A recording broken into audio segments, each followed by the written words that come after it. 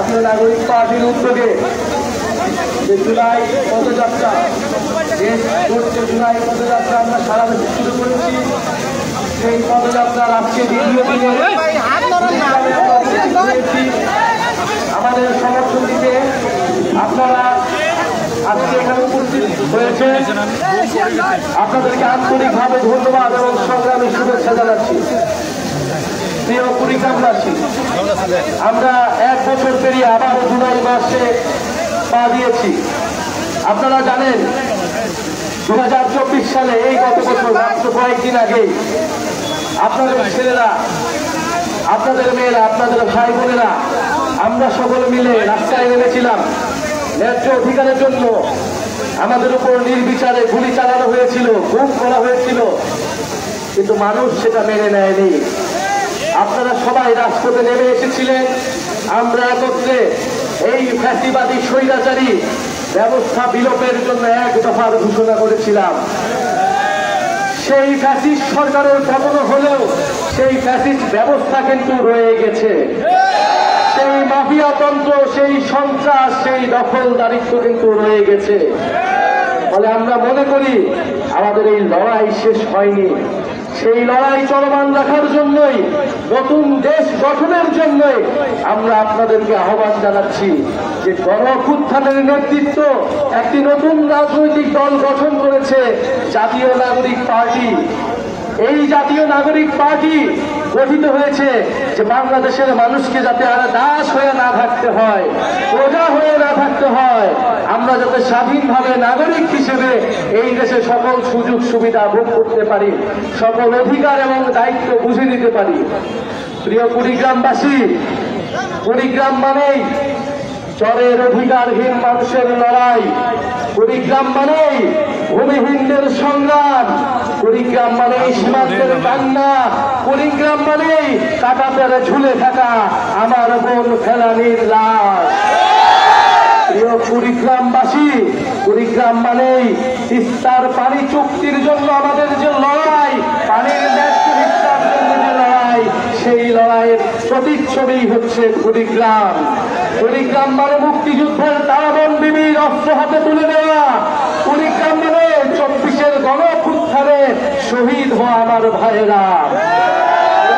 প্রিয় কুড়িগ্রামবাসী, আমরা জানি সেই ব্রিটিশ আমল থেকে, সেই সিপাহী বিদ্রোহ, সেই ফকির সন্ন্যাসী আন্দোলন থেকে কুড়িগ্রামের মানুষরা বারবার রক্ত দিয়েছে, বারবার লড়াই করেছে।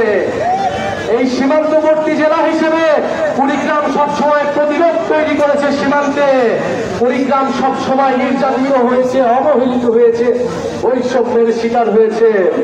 প্রিয় বন্ধুগণ, উন্নয়ন মানে কেবল ঢাকার উন্নয়ন না। উন্নয়নের কথা শোনা গেল, সেই উন্নয়ন পৌঁছায় না সকলের কাছে। তাই আমাদের এবারে উন্নয়নের সংজ্ঞা ঠিক করতে হবে যে উন্নয়নের সুযোগ সুবিধা কার কাছে পৌঁছালে সেটাকে আমরা প্রকৃত উন্নয়ন বলবো। যতদিন কুড়িগ্রামের কাছে, সবচেয়ে প্রান্তিক মানুষের কাছে উন্নয়ন এবং সুবিধা না আসে, ততক্ষণ পর্যন্ত সেটাকে আমরা আর উন্নয়ন বলবো না। প্রিয় কুড়িগ্রামবাসী, আমরা চাই কুড়িগ্রামে শিক্ষা, স্বাস্থ্য, আমরা চাই কাজের অধিকার, আমরা চাই যোগাযোগ ব্যবস্থার উন্নয়ন, আমরা চাই তথ্য প্রযুক্তির উন্নয়ন, আমরা চাই নতুন প্রজন্ম কর্মসংস্থান পাবে, শিক্ষিত হয়ে উঠবে এবং একটা মর্যাদার কুড়িগ্রাম গড়ে উঠবে। পুরো বাংলাদেশের বুকে কুড়িগ্রাম একটি মর্যাদাপূর্ণ জেলা হিসেবে প্রতিষ্ঠা পাবে। সেই জন্য জাতীয় নাগরিক পার্টি আমরা কুড়িগ্রামবাসী নিয়ে, আপনাদের নিয়ে সেই লড়াইটা করতে চাই। প্রিয় বন্ধুগণ, তিস্তা মহাপরিকল্পনারে নিয়ে কোন ধরনের টালবাহানা জাতীয় নাগরিক পার্টি মেনে নেবে না। বাস্তবসম্মত ভাবে এবং কুড়িগ্রামকে কোন ধরনের যাতে অবহেলা না করা হয় সেইভাবে এই পরিকল্পনা বাস্তবায়ন করতে হবে। আমাদের শিক্ষা, স্বাস্থ্য এবং কাজের অধিকারের জন্য সকল ধরনের সুযোগ সুবিধা এই কুড়িগ্রামে নিশ্চিত করতে হবে। এবং অবশ্যই সীমান্তে আমাদের যে ফেলানির লাশ ঝুলেছিল, আমরা সেই ফেলানি হত্যার বিচার আজও পাইনি। আজও সীমান্তে আমার ভাইয়েরা মারা যায়, বাংলাদেশের মানুষকে গুলি করার সংস্থায়। প্রিয় বন্ধুগণ, ভারতের দালালির দিন শেষ।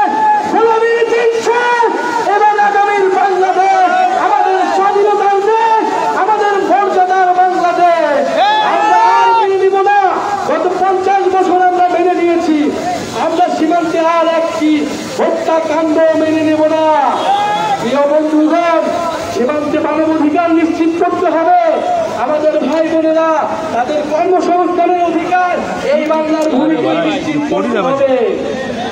প্রিয় কুড়িগ্রামবাসী, আপনারা এই কাঠফাটা রোদের মধ্যে এখানে এসে উপস্থিত হয়েছেন। এই যে আজকের নেতৃবৃন্দ, আজকের সাজিদ আলম, হাসনাত আব্দুল্লাহ, আমরা গণঅভ্যুত্থানে অংশগ্রহণ করেছিলাম মানুষের অধিকারের জন্য, নিজের দায়িত্ববোধ এবং দেশপ্রেমের জায়গা থেকে। আমরা কখনোই ক্ষমতা চাইনি, ক্ষমতার মসনদে বসতে চাইনি। আমরা সময়ের জন্য, সময়ের প্রয়োজনে রাজনৈতিক দল গঠন করেছি। কারণ বিকল্প নেতৃত্ব, তরুণ নেতৃত্ব না হলে এই বাংলাদেশে এগিয়ে যাবে না, এই গণঅভ্যুত্থান সফল হবে না। আছেন, মুরব্বীরা আছেন, আমাদের মায়েরা বোনেরা আছেন, আপনারা আমাদের অভিভাবকত্ব গ্রহণ করুন, আমাদেরকে সহযোগিতা করুন, আপনাদের হাত আমাদের মাথায় দিন। আমরা যাতে যেই প্রতিশ্রুতি নিয়ে রাজপথে নেমেছি, আপনাদের জন্য সেই অধিকার রক্ষার সংগ্রামে যাতে আমরা সফল হই।